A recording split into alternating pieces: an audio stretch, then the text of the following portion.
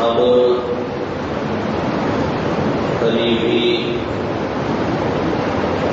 اس عشرے کے اختتام پر اور اس کے آس پاس جو عبادتیں ہماری ایسی ہونے والی ہیں کہ مثال میں کسی ایام میں نہیں ہوتی. ایک ہے حج کی عبادت اور دوسرے ہے قربانی کی عبادت. حج کی عبادت تو امت محمدیہ صلی اللہ علیہ وسلم میں سے کچھ ہی لوگ کر پاتے ہیں اور قربانی کی عبادت تو کروڑوں لوگ انجام دیتے ہیں. اور اگر تھوڑی سی توجہ کریں تو اس میں اور اضافہ بھی ہو جائے. بہت سے لوگوں کے پاس نصاب کے مقدر پیسے ہوتے ہیں یا ان کی بیویوں کے پاس زیور ہوتا ہے اور پیسے ہوتے ہیں جسے وہ بہت خاموشی سے رکھتی ہے تو ان پر قربانی واجب ہوتی ہے لیکن وہ کرتے نہیں ہیں. انتہائی غلط کر رہے ہیں. اللہ کے حبیب صلی اللہ علیہ وسلم جب قربانی کرتے ہیں تو یہ دعا پڑھتے ہیں کیونکہ یہ دعا عیسائیت سے ملا کر کے لی گئی ہے اور بنائی گئی ہے. اس لیے میں نے آیت کریمہ تلاوت کر دی اور آپ صلی اللہ علیہ وسلم اس موقع کے لحاظ سے چھری جب ہاتھ میں لیتے اور جانور کے پاس پہنچتے تو یہ دعا پڑھتے اور کوشش بھی یہی ہونی چاہیے کہ آدمی اپنے ہاتھ سے ذبح کرے. یہ مستحب عمل ہے، بہتر ہے. آپ صلی اللہ علیہ وسلم نے خود سے کیا ہے اور جب آپ خود بہانا سیکھیں گے تبھی کبھی بہا سکتے ہیں ضرورت پڑ گئی تو.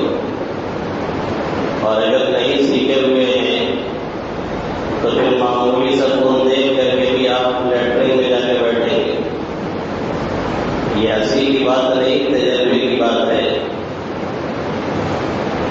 رحمت ضرورہ شیر نادی کا جنگ ساقی علیہ رحمت کہتے ہیں کہ جنگ نہ دیکھا ہوا شیر لوکڑی دیکھ کر کے بھی بھاگ جایا کرتا ہے خود شیر لیکن شکار کا عادی نہیں ہے، میدان میں کھیلا نہیں ہے، جنگوں کی برساتی نہیں کی ہے تو معمولی کے کتے سے بھونکنے سے بھی وہ پیچھے ہٹ جایا کرتا ہے جیسے ہمارا اور اپنا. تو کوشش یہ ہونی چاہیے کہ خود ذبح کیے جائے. ہم بقرعید میں مذبح پہ تھے اور ذبح کر رہے تھے. ایک طالب علم نے فون کیا جو کہ اونچے درجے میں پہنچ چکا تھا. کہنے لگا مولانا کیا کر رہے ہیں؟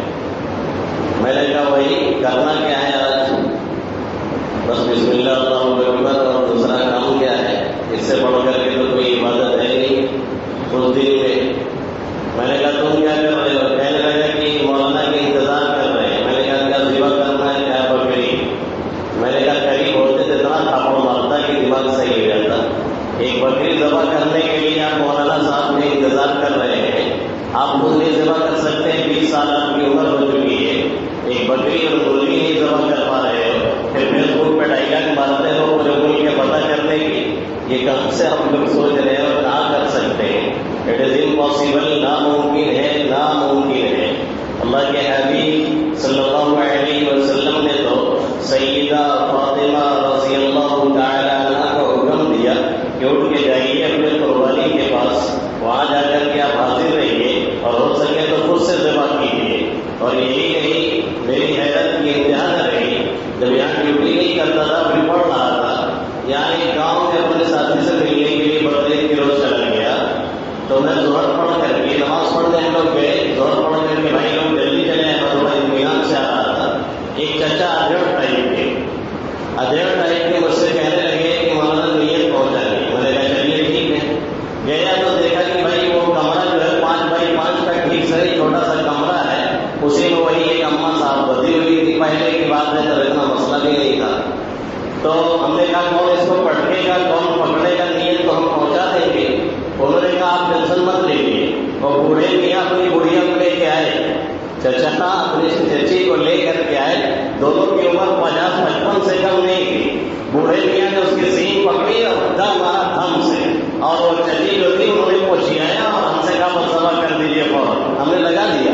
ہمیں رش آیا کہ اتنی عمر میں یہ طاقت, یہ ہمت, یہ حوصلہ اور یہ جوانی اتنی عمر میں پہنچ کیے دکھا رہے ہیں. اور آج حالت یہ ہے کہ ہمارا نوجوان چھری پکڑتے ہوئے ڈرتا ہے, کہہ رہا ہے کہ بکریاں ذبح کرنا ہے, مولانا کا انتظار کر رہے ہیں. تب تو گوریا ذبح کرنی ہوگی تو آپ کیا کریں گے؟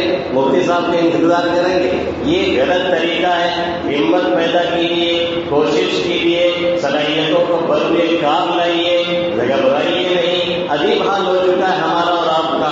کانٹوں سے کھیلتے تھے, پھولوں سے ڈر رہے ہیں. انسان اپنے اپنے سائے سے ڈر رہے ہیں. تو اللہ کے حبیب صلی اللہ علیہ وسلم خود ذبح کرتے اور یہ دعا پڑھتے, ان صلاتی ونسکی ومحیای ومماتی للہ رب العالمین اللہم منک ولک ان صلاتی ونسکی ومحیای ومماتی للہ رب العالمین اللہم منک ولک.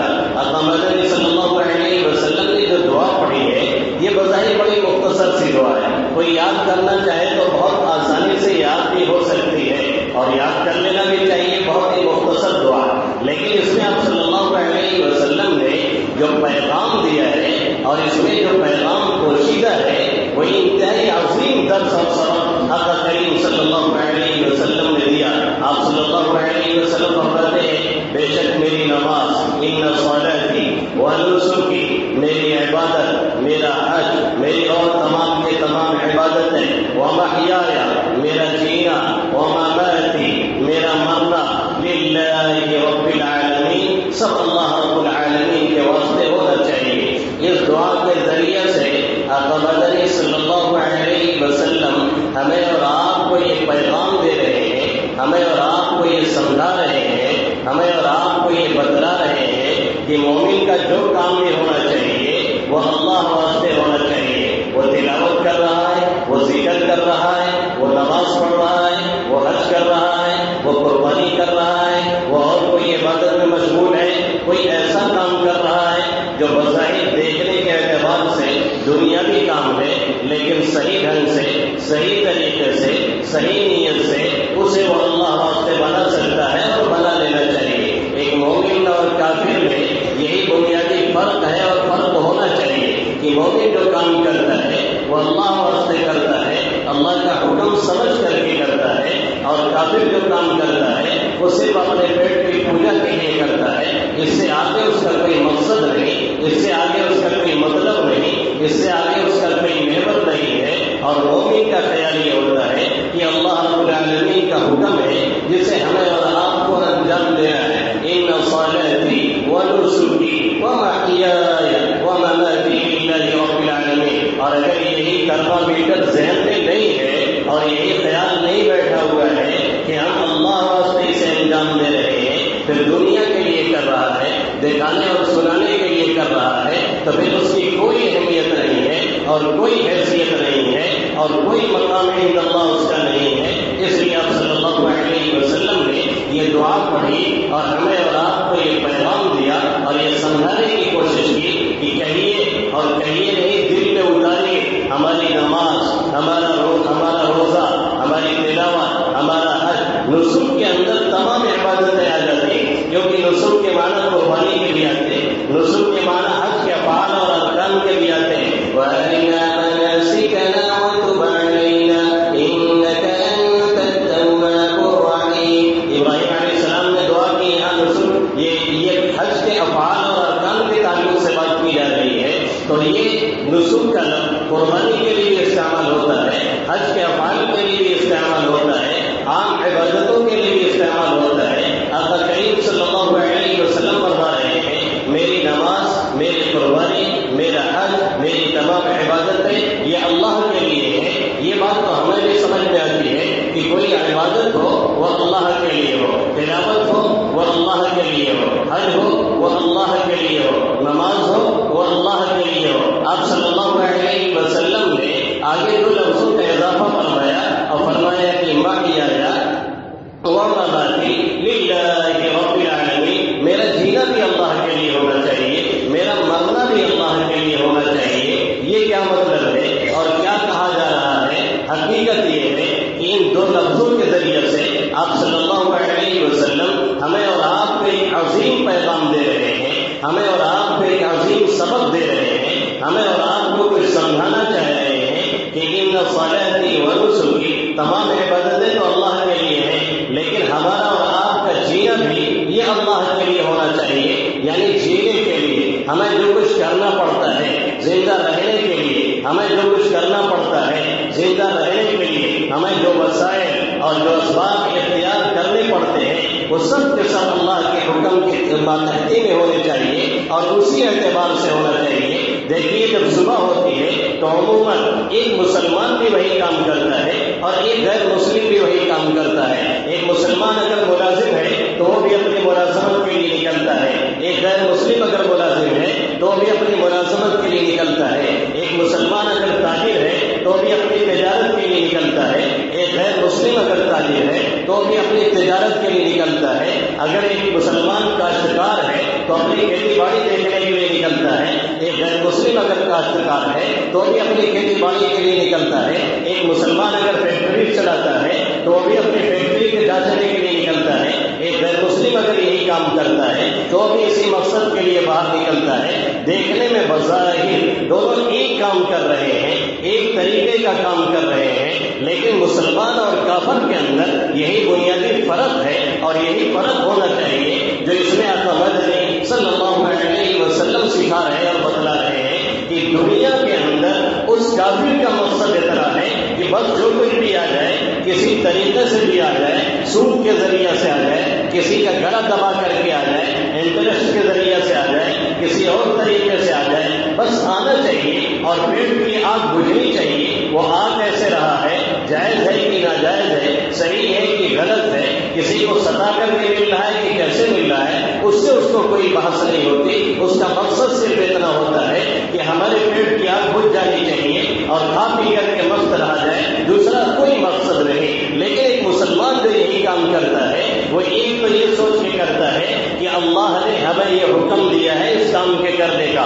آقا مدنی صلی اللہ علیہ وسلم فرماتے ہیں کسب الحلال فریضۃ بعد الفرائض، اور فریضوں کی ادائیگی کے بعد، اور فریضوں کی ادائیگی کے بعد، نماز کی ادائیگی کے بعد، روزے کی ادائیگی کے بعد، حج کی ادائیگی کے بعد، زکوٰۃ ادا کرنے کے بعد، اس طریقے کے جو فریضے ہمارے اوپر عائد ہوتے ہیں، اور فریضوں کی ادائیگی کے بعد کسب الحلال فریضۃ بعد الفرائض، اور فریضوں کو پورا کرنے کے بعد حلال روزی کا کمانا بھی ہمارے اور آپ کے لیے فرض ہے، اس کے لیے کوشش کرنا بھی ہمارا فریضہ ہے، جائز طریقے سے حاصل کرنا بھی ہمارا فریضہ ہے، اس کے لیے بھاگ دوڑ کرنا بھی ہمارا فریضہ ہے، اس کے لیے ملازمت، اس کے لیے تجارت، اس کے لیے معاش کا ذریعہ تلاش کرنا، اس کے لیے زراعت میں لگنا، یہ ہمارا اور آپ کا فریضہ ہے۔ اور کوئی بھی دھندا ہو، کوئی بھی دھندا برا نہیں ہے اگر وہ شریعت کے دائرے میں ہے۔ مشکل یہ ہے اگر کوئی ٹھیلا لگاتا ہے ہم اسے بڑی نیچی نگاہ سے دیکھتے ہیں،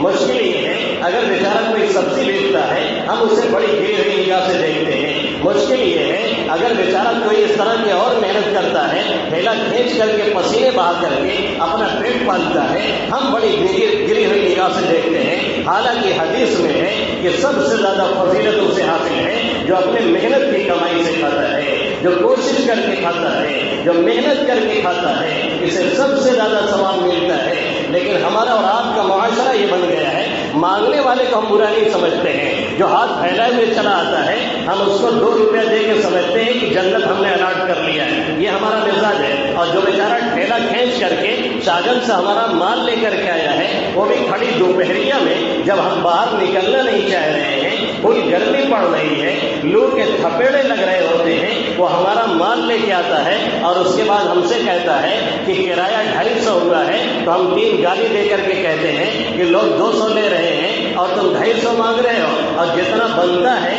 عام طور پہ اس سے ہم کم ہی دیتے ہیں، اور کبھی توجہ نہیں کرتے کہ ہم محنت کرنے والوں کا حوصلہ توڑ رہے ہیں، کبھی ہم توجہ نہیں کرتے کہ ہم خود معاشرے کے اندر بھیک منگوں کو، ہم خود معاشرے کے اندر بھکاریوں کو، ہم خود معاشرے کے اندر اپاہج پنے کو، ہم خود معاشرے کے اندر کوڑ پنے کو فروغ دے رہے ہوتے ہیں۔ NGO والوں نے 2 لوگوں کو بھیجا تھا، ایک کو ٹھیلا لے کر کے بھیجا تھا سامان دے کر کے کہ جاؤ آپ کما کر کے محنت کر کے لاؤ، اور دوسرے کو بھیجا تھا کٹورا دے کر کے کہ آپ مانگ کر کے لاؤ، دیکھو دونوں میں سے کون زیادہ لے کر کے آتا ہے۔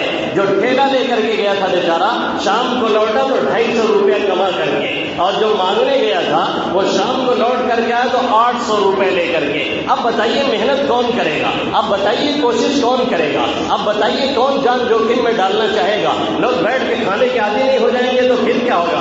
میں نہیں کہتا صدقہ مت کیجیے، میں نہیں کہتا خیرات مت کیجیے، میں نہیں کہتا کسی کو کچھ مت دیجیے۔ اللہ کے حبیب صلی اللہ علیہ وسلم نے تو یہاں تک فرمایا کہ اگر کوئی گھوڑے پہ سوار ہو کے آ رہا ہے مانگنے کے لیے، اسکارپیو سے آ رہا ہے، انووا سے آ رہا ہے، فارچونر سے آ رہا ہے، تو بھی آپ جو تصویر جو بنتا ہے آپ دے دیجیے، کیونکہ کس حالت میں بیچارہ پڑ گیا کوئی نہیں جانتا ہے، یہ ہمیں حکم ملا ہے۔ لیکن حوصلہ افزائی ان کی ہونی چاہیے جو محنت کرتے ہیں، ہم محنت والوں کی حوصلہ افزائی نہیں کرتے ہیں۔ ممبئی میں ایک مانگنے والا تھا، گیٹ پہ مانگ رہا تھا مسجد کے، اور دوسرا وہیں چھاتا بنا کر کے بیچ رہا تھا اور کچھ کمائی کرتا تھا، تو جو مانگنے والا تھا وہ اتنا مانگ لیتا تھا کہ لے جا کر کے اسی چھاتا بنانے والے کو دیتا تھا چھٹا پیسہ، اور اسے چھٹے دے کر کے نوٹ لیتا تھا۔ تو دیکھا کہ چھاتا بنانے والے نے کہ یار ہم صبح سے شام تک بیٹھتے ہیں، ہم کو 50-100 ملتا ہے، یہ مانگتا ہے ہزاروں ہزار لے کر کے آتا ہے۔ اس نے بھی چھاتے ہونے کا کام بند کیا، گیٹ پہ جا کر کے مانگنا شروع کر دیا۔ یہ ہمارا حال ہے،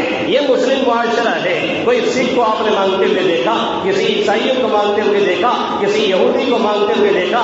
بنارس میں ایک سکھ ہم لوگوں سے مل گیا تھا، اس کا جیب کٹ گیا تھا، سب کو دیکھ داکھ کر کے جب میں چائے پی کر کے کنارے جا کر کے کھڑا ہوا، تب کنارے آ کر کے اس نے آہستہ سے کہا مولانا بہت بڑی ہمارے ساتھ جو ہے درگھٹنا ہو گئی ہے، آپ تھوڑا سا مدد کر دیتے تو بڑا اچھا ہے۔ اور میں دیکھ رہا تھا کہ وہ ہر طرف نظر دوڑا رہا تھا کہ کوئی سکھ دیکھنے نہ پائے کہ ہم مانگ رہے ہیں، اس لیے کہ ان کے یہاں تعاون کا سلسلہ ہے، ان کے یہاں حوصلہ افزائی کا سلسلہ ہے، ان کے یہاں یہ سلسلہ ہے کہ اگر آپ کی جاب نہیں ہے، آپ کی نوکری نہیں ہے، تو آپ سے وہ ٹھیلا لگوائیں گے، لیکن مانگنے کی اجازت وہ نہیں دیتے ہیں۔ یہ ہمارا اور آپ کا معاشرہ ہے کہ ہم جو کرنے والے ہیں ہم ان کو گری نگاہ سے دیکھتے ہیں، ہاں جو کام بھرنے والے ہیں ہم اس کو بڑی اہمیت دیتے ہیں۔ کام کرنے والوں کو ہم اہمیت نہیں دیتے، ہم کان بھرنے والوں کو اہمیت دیتے ہیں۔ جو بیٹھ کر کے گھنٹے بھرنا ہمارے کان میں تھوک کے بات کرتے ہیں نا، اور کان بھرتے ہیں صرف، ہم ان کو اہمیت دیتے ہیں۔ محنت کرنے والے کو، کوشش کرنے والوں کو، فیلڈ میں دوڑنے والوں کو، جان خطرے میں ڈال کر کے، جان ہتھیلی میں لے کر کے معاشرے کو سنوارنے اور سدھارنے والے کو ہم اہمیت نہیں دیتے ہیں۔ یہ ہمارا اور آپ کا حال ہو چکا ہے، اس لیے آپ صلی اللہ علیہ وسلم فرما رہے ہیں کہ ہمارا جینا بھی اللہ کے لیے ہونا چاہیے۔ یعنی ہم اگر کوئی کام کر رہے ہیں، ایک تو سمجھیں کہ اللہ نے حکم دیا ہے، دوسرے یہ کہ جو کچھ ملے اس پر اللہ کا شکریہ ادا کریں، اور یہ سمجھیں کہ ہمارے قوت بازو کا کرشمہ نہیں ہے، گاہک اس نے بھیجا ہے، وسائل اس نے پیدا کیے ہیں، ہم نے تھوڑا سا بیج ڈالا، ہم نے تھوڑی سی کھاد ڈالے، ہم نے تھوڑا سا سینچائی کی، باقی سب کچھ اس نے کیا ہے۔ زمین کھنیں گے، زمین کھودیں گے، اس سے نیچے مٹی نہیں نکلے گی، اس سے سیب نہیں نکلے گا، اس سے انار نہیں نکلے گا، اس سے گیہوں نہیں نکلے گا، اس سے کوئی پھل نہیں نکلے گا، وہ اللہ اس کے ذریعے سے پیدا کرتا ہے۔ یہ ہمارے اور آپ کے ذہن میں ہونا چاہیے۔ یہ پیغام دیا اللہ کے حبیب صلی اللہ علیہ وسلم نے، محیایا، کہ ہمارا اور آپ کا جینا بھی اللہ کے لیے ہونا چاہیے۔ اور تھرڈ پوائنٹ یہ ہونا چاہیے اور یہ سوچ ہونی چاہیے کہ یہ جو کچھ بھی ہم استعمال کریں یہ سوچ کر کے کہ اللہ کا حکم ہے کھاؤ اور پیو، اپنی صحت کو صحیح رکھو، اللہ کا حکم ہے اپنی باڈی لینگویج کو صحیح رکھو، اللہ کا حکم ہے اپنے آپ کو فٹنس سے دھیان دو اور صحیح رکھ کر کے چلو تاکہ زیادہ دیر تک کام آئے۔ اللہ کے حبیب صلی اللہ علیہ وسلم دعائیں مانگتے تھے، اللہم متعنا باسماعنا وابصارنا وقوتنا ما احییتنا، اے اللہ جب تک ہمیں زندہ رکھ، ہمارے اعضاء کو صحیح رکھ، ہمارے کان ناک کو صحیح رکھ، ہماری باڈی کو صحیح رکھ، تاکہ ہم اپاہج نہ بنے، کسی پہ بوجھ نہ بنے، ہم خود اطمینان سے چلتے پھرتے رہیں، ہمارے لیے کوئی دقت پیدا نہ ہو. یہ دعا خود اپنا مدنی صلی اللہ علیہ وسلم مانگتے تھے. تو مومن استعمال کرتا ہے، مومن ملازمت کرتا ہے، مومن تجارت کرتا ہے، مومن زراعت کرتا ہے، مومن کوشش کرتا ہے، مومن محنت کرتا ہے، پھر اس کے ذریعے سے جو آتا ہے یہ سمجھتا ہے کہ میرا رب بھیج رہا ہے، پھر اسے استعمال کرتا ہے، رب کا حکم سمجھ کے کرتا ہے، اور یہ سمجھ کے کرتا ہے کہ سب کچھ اسی کا دیا ہوا ہے، یہ سرکاری مشین ہم کو دی گئی ہے، اس کی حفاظت بھی ہمارا اور آپ کا فریضہ ہے. اسی لیے کوئی شخص ایسی چیز نہیں استعمال کر سکتا ہے جو واضح طور پہ نقصان دے رہی ہو. اسی لیے کوئی زہر کھا کر کے نہیں مر سکتا ہے، کیونکہ یہ جسم ہمارا نہیں ہے، یہ جان ہماری نہیں ہے. کوئی اپنے ہاتھوں کو اپنے سے کاٹ کے الگ نہیں کر سکتا ہے بلا وجہ، کیونکہ یہ جسم ہمارا نہیں ہے، یہ اللہ کا دیا ہوا ہے. ہمیں اور آپ کو اسی کے حکم کے مطابق لے کر کے چلنا ہے. کسی شخص کو اس کی اجازت نہیں ہے کہ کوئی ایسی چیز استعمال کرے جو واضح طور پر اس کے لیے نقصان دہ ہو. اب شراب کی جو قسمیں آتی ہیں وہ ہمارے اور آپ کے پھیپھڑے کو کیسے گلاتی ہیں اور کیسے برباد کرتی ہیں، اور گٹکے میں جو قسمیں آتی ہیں وہ ہمیں اور آپ کو کیسے تباہ کرتی ہیں، ہم سے زیادہ آپ جانتے ہیں. کوئی چیز اگر کھلے طور پہ نقصان دہ ہے تو شریعت کے نزدیک اس کا استعمال بالکل جائز نہیں ہے، بالکل جائز نہیں ہے. اس سے پرہیز کرنا ہمارا اور آپ کا فریضہ ہے. اگر نہیں پرہیز کرتے ہیں کل قیامت میں اللہ سوال کرے گا وَلَتُسْأَلُنَّ يَوْمَئِذٍ عَنِ النَّعِيمِ. نعمتوں کے تعلق سے اللہ پوچھے گا، ہم نے باڈی دی تھی، ہم نے صحت دی تھی، ہم نے عافیت دی تھی، اسے برباد اپنے ہاتھوں سے کیوں کیا گیا؟ نہ خودکشی جائز ہے، نہ برباد کرنا جائز ہے، نہ اس طرح کی کوئی حرکت کرنا جائز ہے. اس کے بعد آگے والا جملہ ہمیں اور آپ کو دیا گیا. اللہ کے حبیب صلی اللہ علیہ وسلم فرماتے ہیں وہ مماتی، میرا مرنا بھی اللہ کے لیے ہے. اب جینا تو سمجھ میں آیا کہ جینے کے تعلق سے کیا کہا جا رہا ہے، ہمارا مرنا بھی اللہ کے لیے ہے.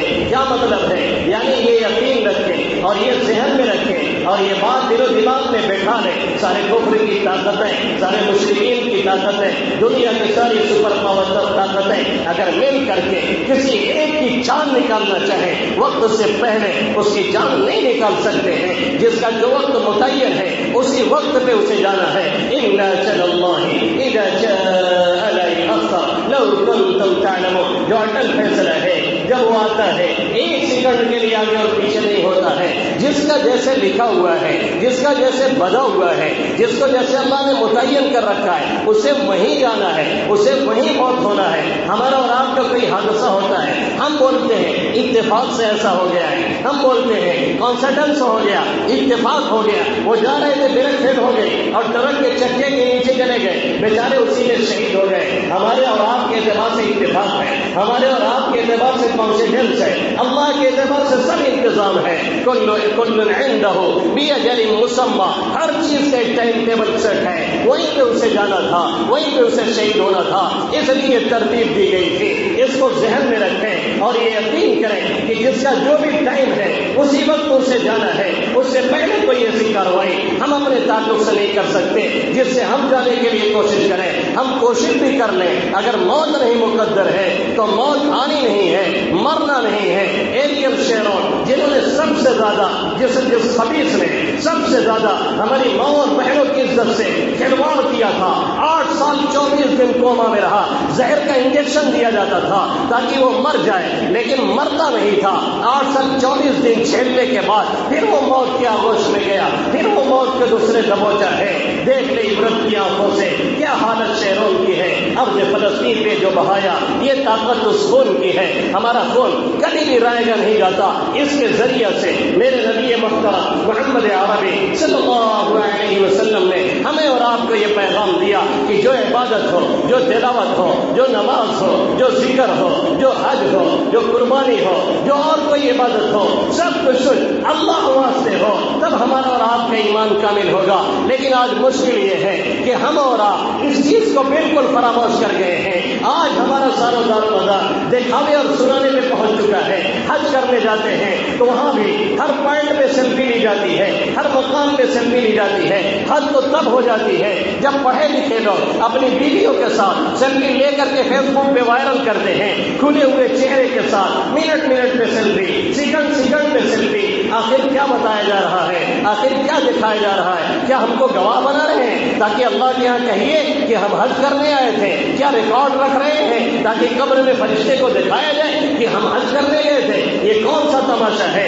کعبہ کا پچھوڑا کر کے کعبہ کے سامنے سیلفی لے رہے ہیں, اس کی بے حرمتی کر رہے ہیں. یا پیسے صحیح نہیں ہے, یا نیت صحیح نہیں ہے, یا بدماشی کی حد ہو چکی ہے. جس کو بھی اس میں ٹوک دو وہ ماننے کے لیے تیار نہیں ہوتا. روضہ اقدس پہ جاتے ہیں تو بھی وہی صورتحال ہے. اس طرف سرین کر کے باقاعدہ سیلفی لے رہے ہیں, باقاعدہ ویڈیو بنا رہے ہیں. حد کر دی گئی ہے. حج جیسی عظیم عبادت کو برباد کر کے رکھ دیا گیا ہے دکھاوے اور سنانے کے نام پر. اللہ کل قیامت میں ایسے لوگوں سے فرمائے گا اغنى الشركاء یعنی شرک, مجھے شرک پسند نہیں. جس کے لیے عبادت کیا تھا اس سے جاؤ مانگ لو, جس کے لیے تلاوت کیا تھا اس سے جاؤ بدلہ لے لو, جس کے لیے نماز پڑھا تھا اس سے جاؤ مانگ لو, جس کے لیے حج کیا تھا اس سے جاؤ مانگ لو. یہ اس صورتحال قربانی کی دعا پیغام دے رہی ہے کہ سب کچھ اللہ واسطے ہونا چاہیے. لیکن ہمارا اور آپ کا حال یہ ہو گیا ہے, کوئی 1 لاکھ کا بکرا لے رہا ہے, کوئی 2 لاکھ کا پڑوا لے رہا ہے, کوئی 3-4 لاکھ کا پڑوا خرید رہا ہے, اور اس کے بعد بتاتے ہیں ہمارا 3 لاکھ کا ہے.